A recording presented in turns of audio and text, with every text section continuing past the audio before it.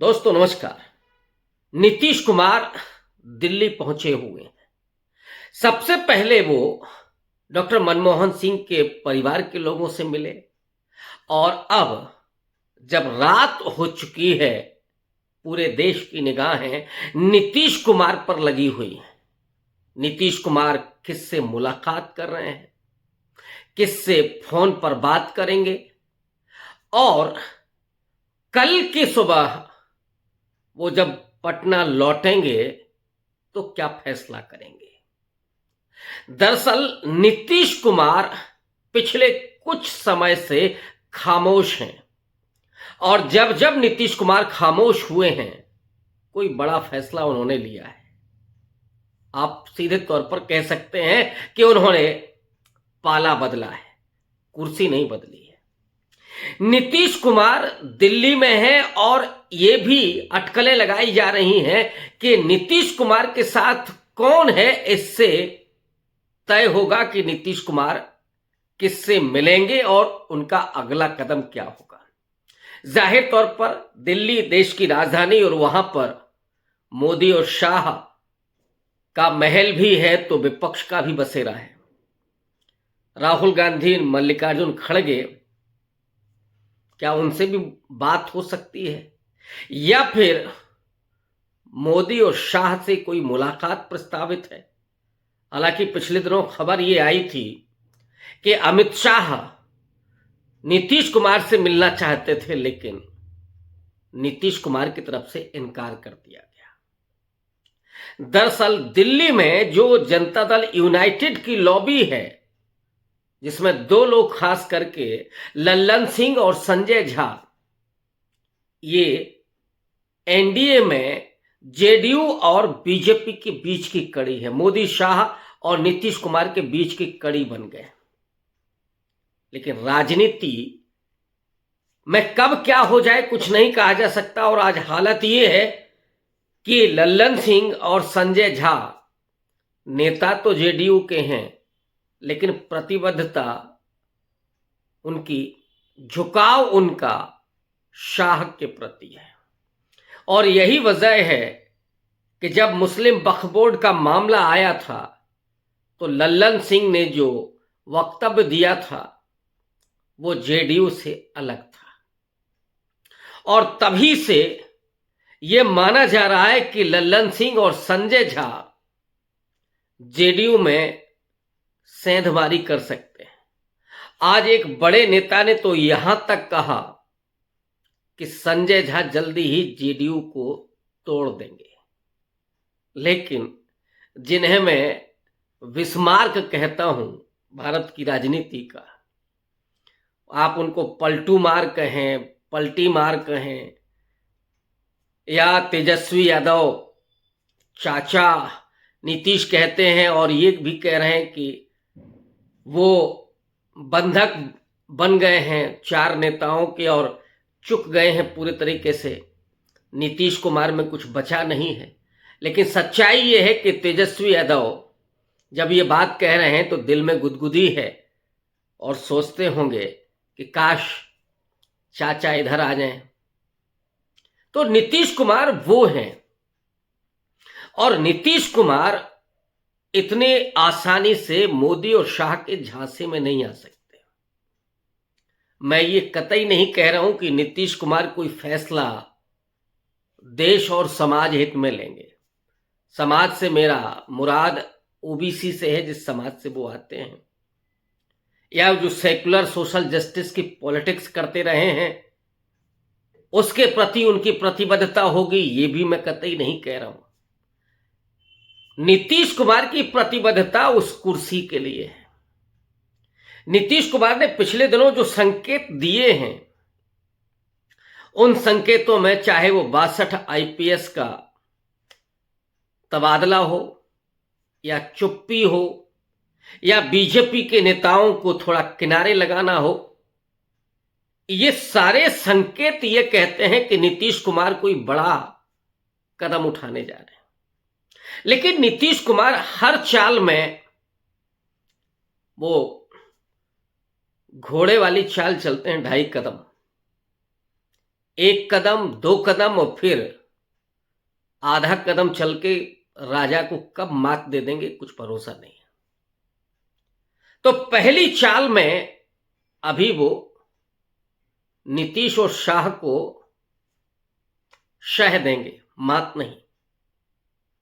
और शह ये होगी कि अमित शाह खुल करके ये कहें या उनको आश्वस्त करें कि सितंबर में होने वाले चुनाव का प्रमुख चेहरा और मुख्यमंत्री के कैंडिडेट वही होंगे। ये शह है, अभी मात नहीं है, अभी शह है। तो नीतीश कुमार क्या नरेंद्र मोदी से मुलाकात करेंगे, अमित शाह से मुलाकात करेंगे?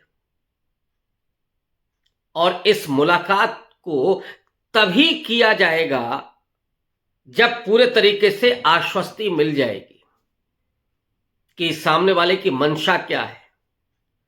मंशा अगले सितंबर के बाद भी वेलकम करने की है तब ठीक है, माने मुख्यमंत्री बने रहने की है। सीटें चाहे 20 आए, 25 आए, 40 आए, और भारतीय जनता पार्टी की सीटें चाहे 100 आए या 122 आ जाए, लेकिन मुख्यमंत्री नीतीश कुमार होंगे। ये सिर्फ गोलमोल ही नहीं करना होगा, संकेतों में नहीं करना होगा, बल्कि स्पष्ट रूप से कहना होगा। नीतीश बाबू कच्ची गोली नहीं खेलते। तो पहली चाल जो नीतीश कुमार की होगी वो अभी उसी पाले में है, नरेंद्र मोदी के पाले में है। और अगर आज की मुलाकात में नीतीश कुमार के साथ लल्लन सिंह और संजय झा हैं और गाड़ी कहीं मोदी और शाह के बंगलों की तरफ, महलों की तरफ घूम जाती है, तो फिर आप समझिए कि जो शह नीतीश कुमार ने दी है उस शह में उनको कामयाबी मिल गई, मात करने की जरूरत ही नहीं पड़ी। और अगला फेस बिहार का नीतीश कुमार ही होंगे। लेकिन नीतीश कुमार को अगर कोई भी संकेत नहीं मिलता है तो नीतीश कुमार अगला कदम, जो मैंने कहा ना कि घोड़ा 2.5 चाल चलता है चेस में, तो अगला कदम जो होगा वो राहुल और खड़गे से मुलाकात का होगा। और फिर वो आधा कदम चल के जो बादशाह है उसको मात दी जाएगी। और यही बहुत महत्वपूर्ण कदम होगा नीतीश कुमार का। अगर यहां से सिग्नल नहीं मिलता है, अगर लल्लन सिंह और संजय झा कामयाब नहीं हो पाते हैं, जो कहा तेजस्वी ने कि घिरे हुए हैं, बंधक बना लिए गए हैं, और अगर वो बंधक हैं और कामयाब हो गए वो ले जाने में, तो नीतीश कुमार जाएंगे जरूर, लेकिन नीतीश कुमार को आश्वस्ति वही चाहिए। अगर वो आश्वस्ति नहीं तो फिर ये अगला कदम इधर चलेगा, और अगला कदम अगर उधर जाता है तो फिर आप राजा की मात मानिए, फिर वजीर वजीर कोई काम नहीं आएंगे। पैदलों का तो जमाना ही गुजर गया। और अगले कदम में राहुल गांधी से मुलाकात या नीतीश बाबू की मल्लिकार्जुन खड़गे से मुलाकात, अगर ये कुछ होती है तो फिर पटना के गलियारों में जो चल रहा है और जो सन्नाटा है, और इधर देखिए पटना शहर इस समय आंदोलन की ज्वाला से एक तरह से जल रहा है। बीपीएससी की दोबारा परीक्षा की मांग के लिए नौजवान सड़कों पर हैं, और इतना ही नहीं, वो उसका कोई राजनीतिकरण नहीं चाहते। और इसीलिए इस बीच में एक नेताजी जो नए नए नेता बने हैं, पीके प्रशांत किशोर, पहुंचे हुए थे और उनको छात्रों ने लौटा दिया बेरंग, पूरी तरीके से अपमानित करते हुए। पीके उसको हाईजैक करना चाहते थे। तो इस समय पटना में ये आंदोलन चल रहा है, पटना को चाक चौबंद करके आए हैं। 62 आईपीएस का तबादला किया है, इसके पहले कुछ आईएएस का तबादला किया था। तो नीतीश कुमार का जो अगला कदम होगा वो बिहार की ही सियासत को नहीं बल्कि देश की सियासत को भी बदल सकता है। और उसमें जो होना है कि नीतीश कुमार फिर एनडीए से निकल करके इंडिया की तरफ आएंगे, और इंडिया में जब वो आएंगे तो फिर अकेले नहीं आएंगे। जाहिर तौर पर नीतीश कुमार के अपने जो संबंध हैं, चंद्रबाबू नायडू हों या बिहार की राजनीति में जो उन्होंने मजबूती की है, वही चिराग पासवान जिनको उनके खिलाफ खड़ा किया गया था, चिराग पासवान कई मुद्दों पर नीतीश कुमार के साथ हाथ चुके हैं। नजदीकियां बढ़ रही हैं दोनों लोगों के बीच, और यही वजह थी कि चिराग पासवान को आईना दिखाने के लिए, सबक सिखाने के लिए उनके सबसे करीबी संसदीय बोर्ड के पूर्व अध्यक्ष के घर पर ईडी की छापेमारी हुई, तीनों जगहों पर, दिल्ली, पटना और बेंगलोर में। तो चिराग पासवान को कायदे से समझा दिया गया कि चाचा के साथ गलबहियां नहीं चलेंगी। लेकिन जीताराम मांझी जैसे लोग भी हैं खाटी। मांझी और नीतीश कुमार में नजदीकियां थोड़ी मुश्किल है, क्योंकि मांझी उसी पार्टी से गए, नीतीश कुमार ने उनको सीएम बनाया था, फिर बगावत की। लेकिन उस बगावत के बाद जीतनराम मांझी का एक कद बढ़ा बिहार की राजनीति में, और उन्होंने फिर राष्ट्रीय राजनीति में अमित शाह और नरेंद्र मोदी के साथ नजदीकियां बना करके अपने कद को बनाया। लेकिन ताज्जुब इस बात का है कि नीतीश कुमार जब आए हैं और ये खबर थी कि डॉक्टर मनमोहन सिंह के परिवार से मिलने के लिए जा रहे हैं, शोक संवेदना व्यक्त करने के लिए जा रहे हैं, लेकिन एक काम और गिनाया गया। उसकी बड़ी चर्चा है कि नीतीश कुमार चश्मा बनवाने के लिए, आंखों का ऑपरेशन कराने के लिए, आंख का इलाज कराने के लिए आए।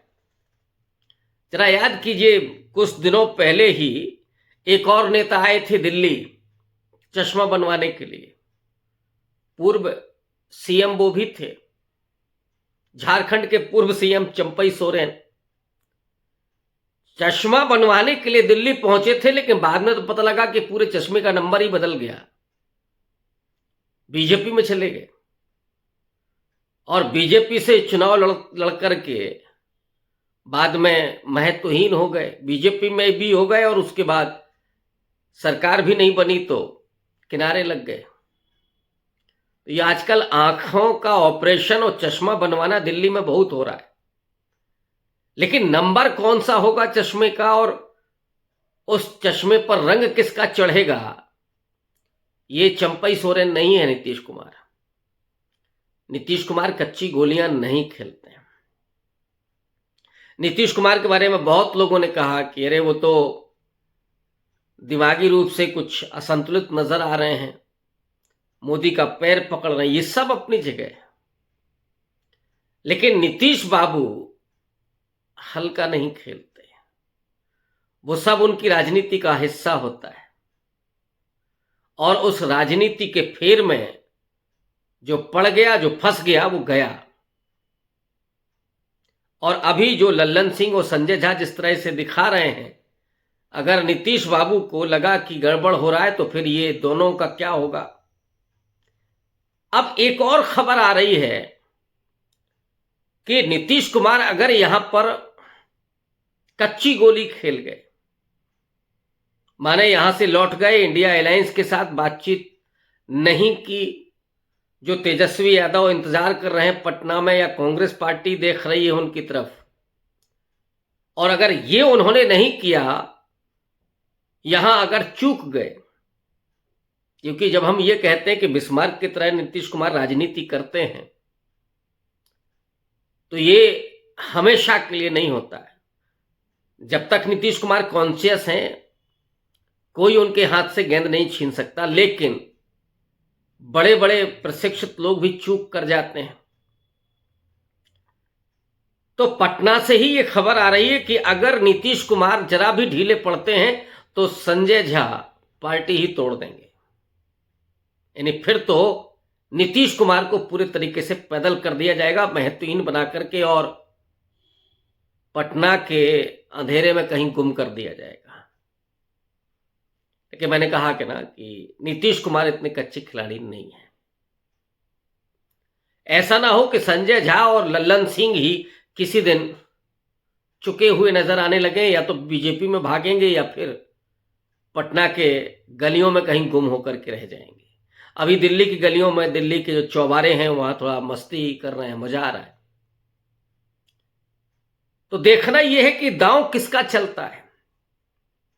नीतीश कुमार आज दिल्ली में है और मुश्किलें और जो धड़कने हैं वो नीतीश और शाह की बड़ी होगी निश्चित रूप से। नींद आज आएगी कि नहीं आएगी मोदी और शाह को? अगर उन्होंने नहीं बुलाया तो कहां मुलाकात होगी और कहां बात होगी, और फिर कल क्या होगा ये देखना होगा। शुक्रिया।